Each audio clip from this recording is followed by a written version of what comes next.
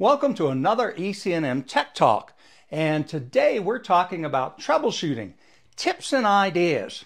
They always say, that experience is the best teacher, or well, somebody else's experience is maybe the best teacher, huh?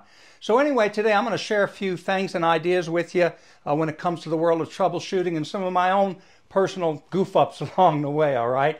And so anyway, let's get started. I think that there are three basic areas we got to know if we're going to be an effective troubleshooter.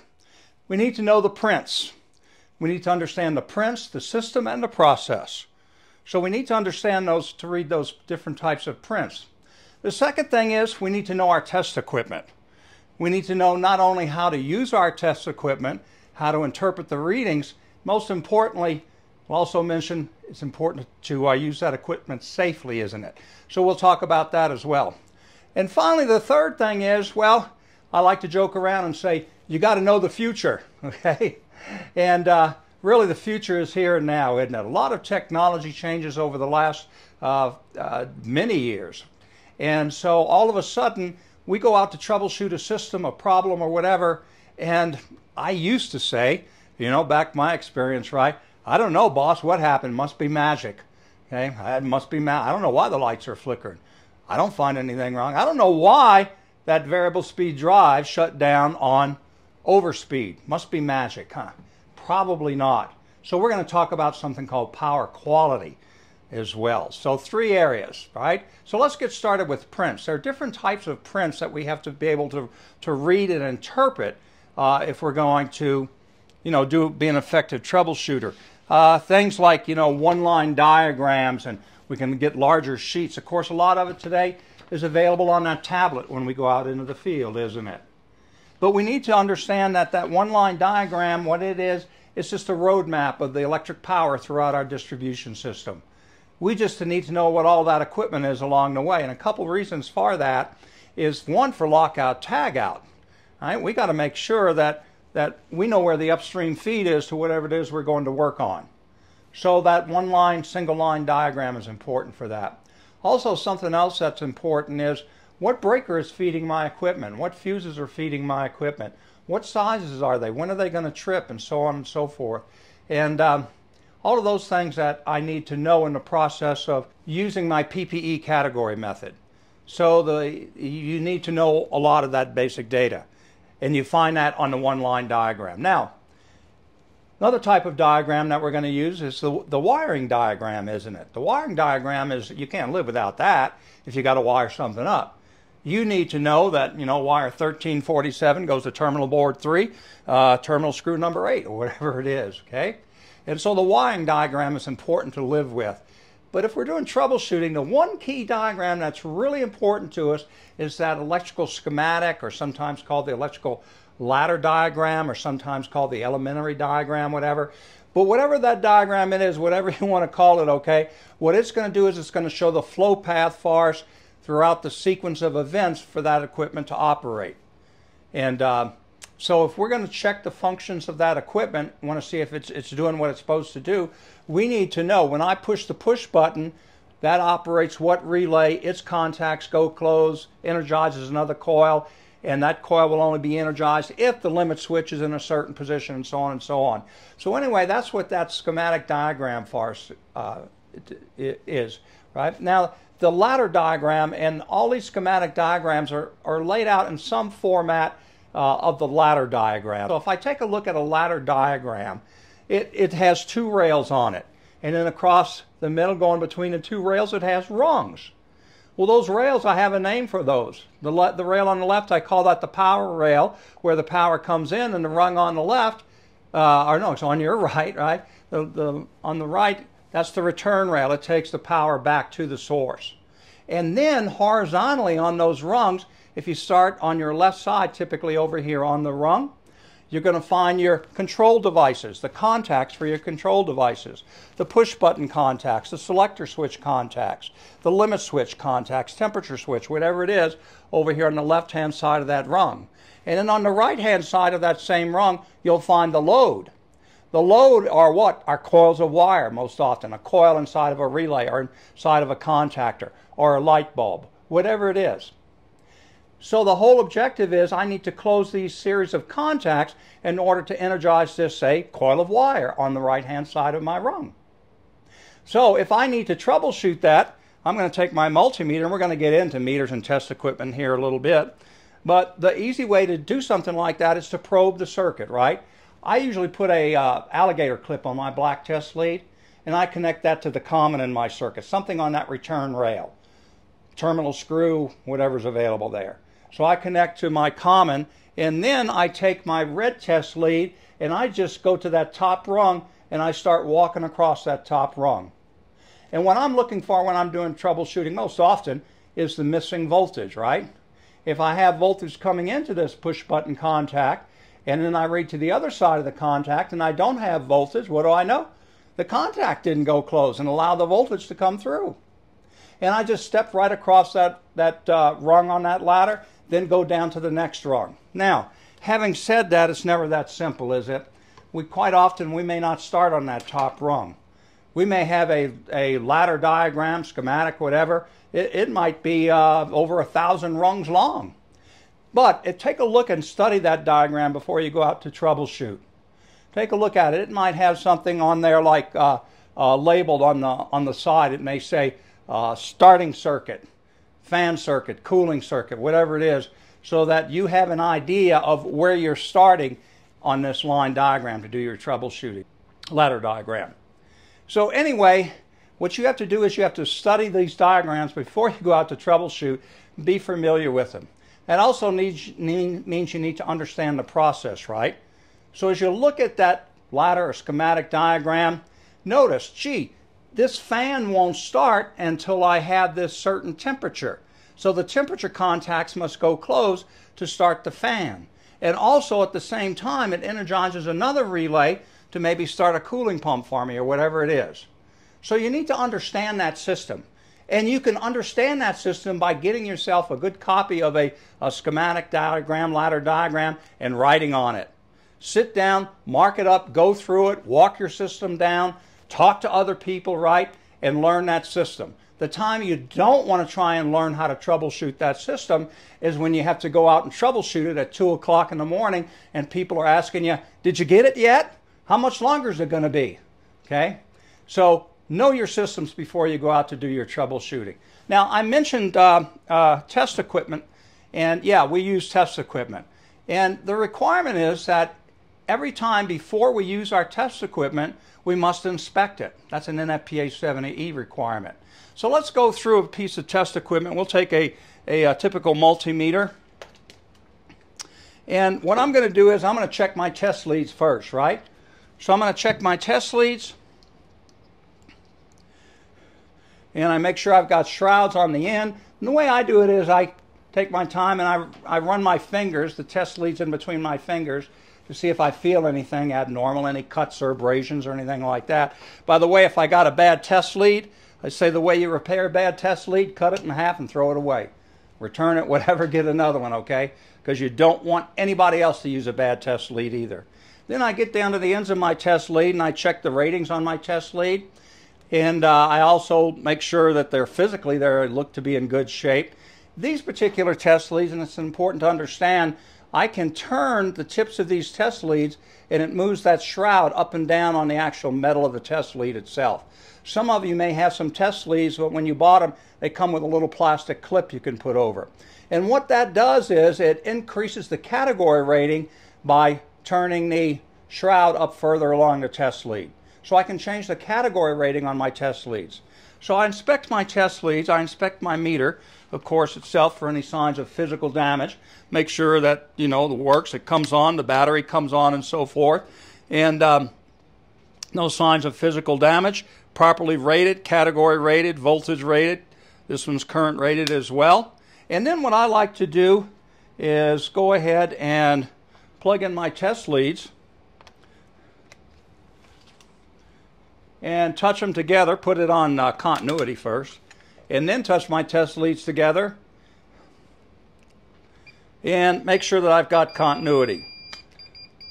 So I don't know if you can hear that or not, but my meter's reading 0 ohms, and I hear an audible signal, I have continuity, I don't know that my test leads are working, and at least I'm getting a reading on my meter in the resistance scale. Now, if I want to check for voltage, which is going to be a requirement if I'm doing a lockout tagout, but you know, and that brings up too, if I'm going to troubleshoot, priority number one is lockout tagout.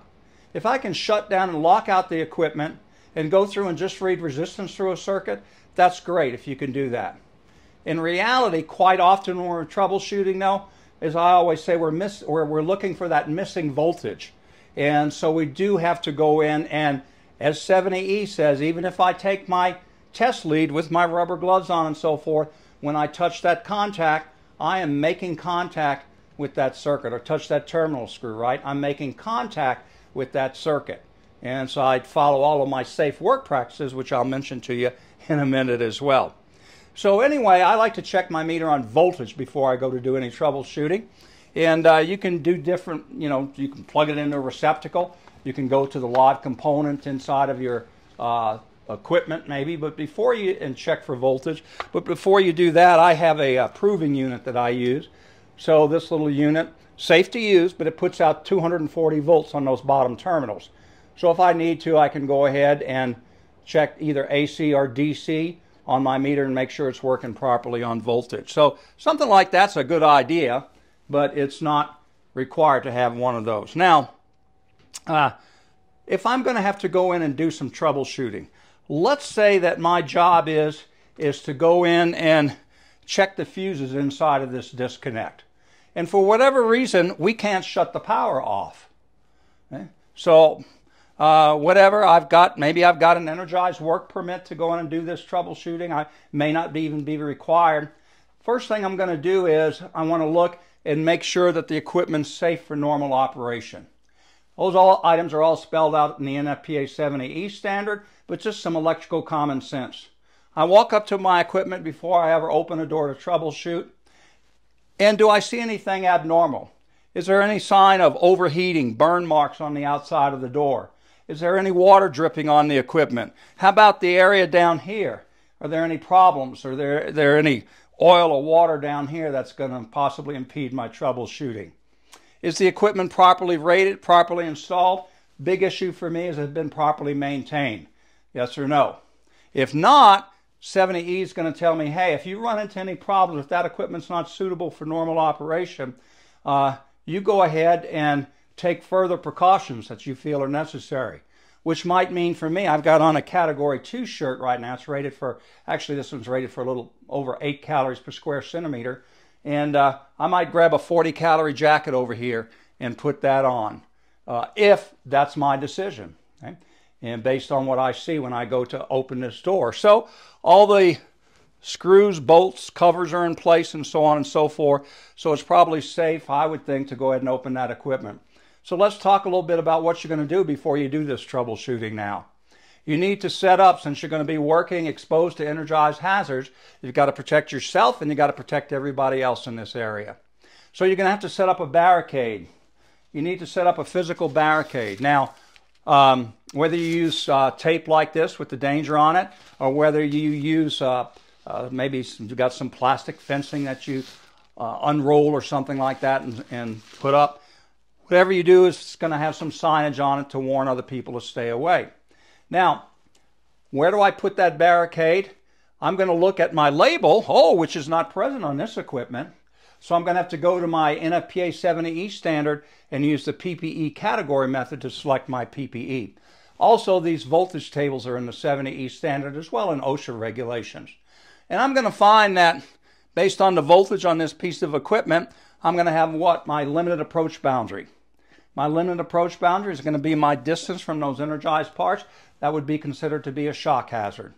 For 480 volt, maybe like a disconnect switch like this, it's going to be 42 inches, 3 feet 6 inches. Now the arc flash boundary, I don't know. Where can I get a second degree burn is my question. Where will my exposed skin get a second degree burn? What distance is that? Since there's no label, if there were a label, we would just read it off of the label. But since it's not on the label, I've got to go back to that NFPA 70E and use the tables and use the PPE category method. And whatever number I come up with, that's what it is. Now, I'm going to set my physical barricade then. I'm going to set my red tape up at either the limit approach boundary or that arc flash boundary we were just talking about, which is the onset of a second-degree burn. Where am I going to put it? Whichever one is the furthest distance. If I've got 42 inches for our limited approach boundary and 60 inches for the arc flash boundary, obviously I want to put this tape out there at 60 inches somewhere, right? Or greater, 60 inches or greater. I usually put it greater, I say that because, you know, how do I mark off 5 feet out in the field? I don't get a tape measure and mark it off. I take some steps, right? And I step way out of here to the picture. I might go 10 feet away and put my barricade, even though it only needs to be 5 feet away. I'm the one in charge of the job. I'm the one responsible for my safety as well as everybody else's, so I'll decide where that barricade goes. But certainly the limited approach or the arc flash boundary, whichever is greater. Now, if I've done that, I need to put on my PPE, whether I'm using the information off of the label or off of the PPE category method. So, for example, let's say that this is Category 2. I'll go ahead and I'll put on some Category 2 clothing for you. Give me just a second and we'll take a look at Category 2 clothing then.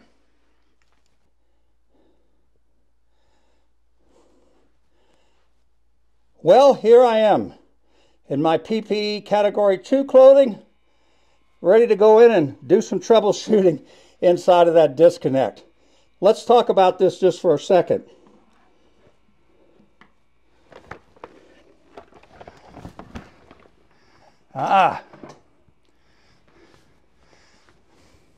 Now,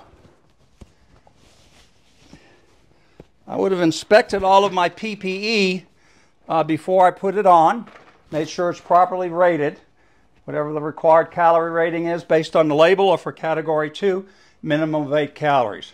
My face shield was 12, balaclava is 12. I had it on, I had it tucked in under my shirt, and I had the button buttoned. I've got in my ear canal inserts, and I've got my safety glasses on. And I have all the metal and jewelry removed from my body, rings, watches, belt buckles, and so on. And I inspected my rubber gloves, properly rated. These are Class 0 rubber gloves, good for 1,000 volts, and I'm working on a 480 volt system. So I would have inspected all this PPE, which is another separate topic, but then I'm ready to go in here and do my troubleshooting. Now, with all of that PPE on and my barricade set, I want to stand to the side if I'm going to troubleshoot. And of course, I've inspected my meter already, right? And I'm going to stand to the side and troubleshoot in order to open this door up. I don't want to be right in front of it. So, as we said, we have to do it with the equipment energized. And so in order to override the interlock, I take a screwdriver. Do I need an insulated screwdriver, people ask? Well, here's my thing. Once I open this door, my screwdriver is going to be within 12 inches, most likely, of energized parts, right? If I bring my screwdriver over here, whatever. So why not? Just go ahead, use an insulated tool. Don't take any chances. So I go ahead, I override the interlock. I can open up the door. And I'm going to open it slowly, standing back with all my PPE on. Don't see any abnormal indications, no smoke coming out certainly, no smell of burnt insulation, no rodents jumping out of it, no signs of overheating, no moisture, no corrosion, anything like that on the inside. Then I fully open the door, and so let's say my job today is that I have to check these fuses because maybe I suspect I've lost one of my phases downstream, whatever this equipment is supplying. Different methods, different ways that I can check my fuses. But the best way, the most fail-safe way, is to use the crisscross method.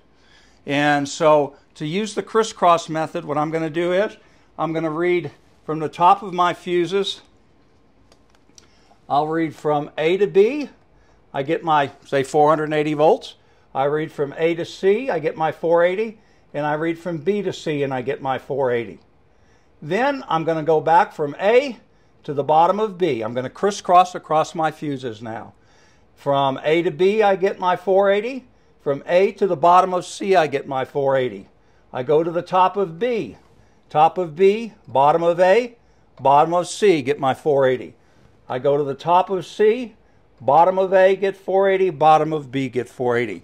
That way I'm not fooled by, depending on what type of load I have connected down here, that I could still get some back feed from that load into the bottom of a fuse, and I might think it was operating or a good fuse when in fact it's not. The best way, as we know, to check a fuse is to de-energize it and check your resistance from end to end across that fuse. So anyway, don't forget your safe work practices. Now, as far as test equipment, different types of test equipment. We don't use this little guy to verify circuits de-energized. Might be great for troubleshooting, okay? So it can be handy, especially when you're in a panel. But just remember, it's capacitive and it is a non-contact piece of test equipment. So it has its uses, but inside of a control panel, I'm going to be using a meter. Some of the older equipment that we probably don't use anymore, but you still see it around, some things like this probe, current probe, analog reading on it. Certainly this is still around and available. This is a solenoid voltage tester. It'll trip a GFCI if I try and use it on a GFCI circuit. So we don't really use it much for troubleshooting, do we? Now, one of the advantages to this particular digital multimeter is not only can I put test leads in and read voltage, but it has a clamp on top, doesn't it, that I can read current flow. Now, if I have to go inside of this circuit and probe around, as we say, and I need to push wires away so I can get around that one particular conductor that I'm trying to read the current through, that could be dangerous, having to move and push on those conductors and all that. So maybe, depending on the situation, I might be better off to use something like this flexible clamp. So I take one lead of my flexible clamp and I plug it into the meter, and then I can take and fish this around the conductor that I need to, very carefully of course, and then snap it back in, and now it will read current flow for me. We see this used a lot in larger systems, larger conductors and so forth, for safety reasons. Now, so test equipment, whatever you want, somebody makes it, right? You can buy certainly meters now with infrared cameras on the face of them, which is nice. You can read all types of values with the multimeter, so that makes it nice. We use primarily digital now, though analog has its value if I'm trying to see trends in a circuit or something like that. So anyway, know your test equipment, inspect it properly, and as I say, make sure it's safe to use. Now, as far as personal experience, safe to use test equipment, yeah, I heard that all the time. I hear it all the time. Be safe, inspect your meter before you use it every time. So I received 4th degree burns on a piece of test equipment several years ago, but I was doing troubleshooting with a specialized piece of equipment, and I was reading 75 volts DC. Now on the test equipment itself, where it had failed was one of the leads, one of the probes that stuck into the meter was bad, and it actually had some frayed copper conductors sticking out of it. Now I knew that, so did everybody in the shop, but nobody fixed it. Why? We had a good excuse. We were working 12 hours a day, 7 days a week. It was hot, it was dry, it was miserable weather, and I was getting near the end of shift, so I just wanted to go home, call it a day, right? I didn't want to stop to fix my test equipment. I just wanted to go out and do this job and get back to the shop and I'd be done. So when I reached to make some adjustments on the face of the test equipment, I was looking at the other equipment itself that I was testing, and my finger, because I wasn't wearing rubber gloves either, so yeah, I'm doing everything wrong, and my finger made contact with one of those little pieces of copper sticking out. And immediately my hand went to my chest. It pulled the test lead out of the equipment. My hand went to my chest and was literally smoking and so forth. And I had 4th degree burns, meaning not only was the skin tissue damaged, but I had also damaged tissue underneath, muscle, nerves, and bone. I could see my bones in my hand, and I had burned the bones in my hand, which was pretty amazing, right? Now, somebody else's experience. Do you think you can tell me today, oh, don't worry, Randy, I checked that meter this morning. It's okay to use. I used it last weekend, man. It was all right. You just go ahead and take the reading quick. Let me know what it is. No, I'm going to take time and I'm going to inspect my test equipment. So let somebody else's experience be a good teacher for you, okay?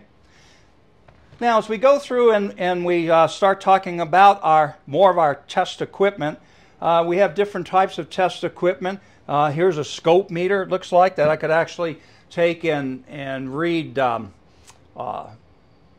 see the sine waves, right? If I needed to do that, maybe I was doing some troubleshooting on a piece of more sophisticated equipment. But I'm going to show you something else that we're probably going to use more often. I have insulation resistance testers, certainly. Using the insulation resistance tester in order to read the resistance on a motor, very common problem I see with that is that people do not adjust for the correct, for the temperature. I should be correcting to whatever, 40 degrees C or whatever it is. And also they do not let it run for the specified amount of time, the test itself. So if I decide to test the insulation resistance on this motor and I only let my insulation resistance meter run for 5 seconds, because I get a reading pretty quick, right? 2 seconds, 1 second, boom, I get a reading. I put the leads on it, yep, it's good, whatever it is. 30 mega ohms, yeah, that's good to go. Don't pay any attention to temperature and all of that. Temperature would affect my readings, but also the length of time. When I apply that insulation resistance tester to this piece of equipment, it starts to build up a capacitive charge in the windings and a capacitive charge to ground. There's also absorption current as current flows into the insulation on the windings and so on. So anyway, I need to let all of that stabilize out before I actually read the actual leakage current into the frame of the motor, which is of course what I'm doing with my insulation resistance test. So 1 minute on the spot reading test, as we call it. But pay attention to your particular procedures depending on the type of test you're doing. Okay? So different types of test equipment for troubleshooting. Know your test equipment, know how to use it safely, right? And be able to interpret those readings and make sure you're getting the reading that you want out of it. Now, finally, as I say, you need to know the future. Well, okay, that's a little tough to do maybe. At least I'm not good at that. But we need to understand that there have been a lot of changes over the years. It used to be, that all we supplied was incandescent light bulbs and induction motors, really, with our power systems. That was, 80–90% of our loads, whatever. And now what are our loads out in our distribution systems? Electronics, computers, printers, variable speed drives, all types of control equipment, lighting, everything is electronic now, isn't it?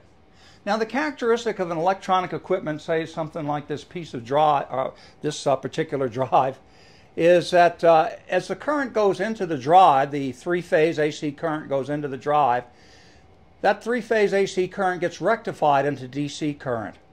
One of the characteristics of the DC current is that it puts out current that flows back into the system. Crazy as that sounds, huh? So the rectifier produces current that flows back into my system. But the current that flows back into my system doesn't flow back in at 60 hertz. It flows back in at multiples of 60 hertz. So for instance, the third harmonic would be 3 times 60 or 180 hertz. The fifth harmonic, 5 times 60, 300 hertz. The third harmonic tends to cause overheating in neutral conductors and transformers. So we oversize our neutrals maybe as part of our design. Or we buy a K-factor rated transformer that's basically beefed up to handle that harmonic current that flows into it. The fifth harmonic, what it does, it tends to cause reverse counter EMF, or a counter EMF then, inside of a motor. So when my motor is trying to turn in one direction, the fifth harmonic that's being produced and fed back into the motor is trying to cause my motor to turn in the opposite direction. Now, that doesn't make sense. The primary current's going to win and the motor's going to rotate the way it should. But that's an inefficiency in my motor, and it can cause overheating problems and destruction of equipment. So what we have to do is we have to maybe put something in line with my motor after my starting contactor. Between the motor and the starting contactor, I might put something like this, which is a reactor. You can see it's 3 separate coils of wire and terminals on the top to connect to it. And so what they do is they produce inductive reactance in my system. That inductive reactance can block certain harmonic frequencies maybe, whatever it is that I'm trying to do then in order to counter the effects of this improper power quality, what we're talking about, right? So how do I understand, how do I know anything about power quality?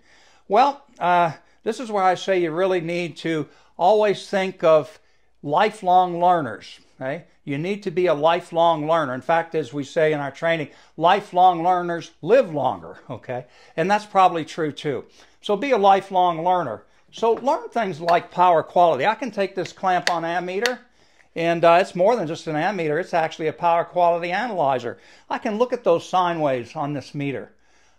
One of the characteristics of the harmonics that are being produced and flowing back into my system is that they'll distort the original 60 hertz sine wave as well.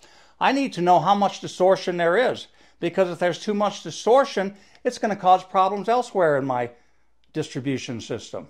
So my meters will analyze what that total harmonic distortion is. Here's probably a more commonly used power quality analyzer. This particular power quality analyzer, I can set it up really as a data recorder, put it inside of a piece of equipment or at a service or wherever, and let it operate for days or weeks, leave it plugged in, so, of course, and I can record all kinds of data. So I'm looking for things like sags and swells in my voltage level, the most prevalent cause of power quality issues. I'm looking for those harmonic currents, certainly. I want to see how much they're distorting that sine wave. So I want to know what my total harmonic distortion is. I want to know what the values of those harmonic currents are. I can make decisions in whether or not I should put in one of those line reactors in order to overcome the bad effects that I'm getting from my electronic equipment. I want to look at voltage transients, where you and I might call, well, I got a spike in the voltage. Well, that doesn't happen very often. Really? Put a power quality analyzer on your equipment and let it sit for a little while. Then download that data, look at it on your laptop, computer, or whatever, and you might be surprised how many significant transients well above the sine wave values that you're going to see in that system. Now, in order to use something like this, you go, Randy, I don't know if I could ever learn that, because look at this, man. These are the whoa, boy, these are the test leads. Let me set this down.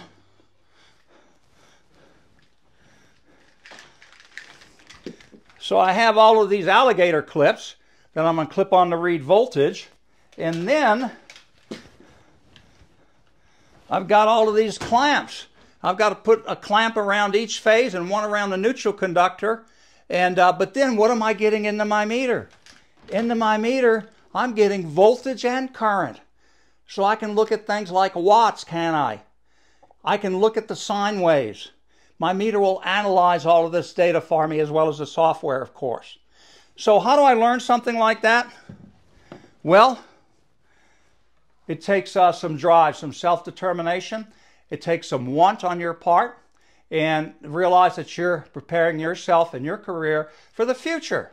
Which, as I say, a lot of it is here and now. We're just going to see systems that continually get more and more sophisticated. Troubleshooting won't be that term, remember, magic. Using just magic, that's not going to work anymore. Right? We've got to solve our problems. And to do that, we need to increase our own knowledge. So get some training, read your O&M manuals, go online, learn what you can, take some courses, whatever, and increase your knowledge so that you can work on this equipment that we have today, and certainly the more sophisticated that we're going to see in the future. That's the way you're going to solve your troubleshooting issues. So anyway, that's all the time we've got for today. We talked about prints. You have to know your prints. You have to be able to read and interpret. You need to know the symbols. You need to read the ladder diagram and the schematic to figure out the system and the process itself. Use your test equipment. Know your test equipment. Know what test equipment you need for the job. Inspect it every time before you go to use it and make sure it's safe to use. And then be able to interpret the readings you get off of it. And then think about the future. We have lots and lots of electronics out there. And we're only going to see more and more sophisticated equipment in the field. So learn, a good place to start with that is power quality. Lots of resources for power quality. The NFPA 70B standard addresses power quality. Learn more about that issue and get your hands on some test equipment and start seeing it for yourself then. So anyway, main thing is that you go out of here, and as you solve all of these troubleshooting problems you run into today, make sure that you work safely.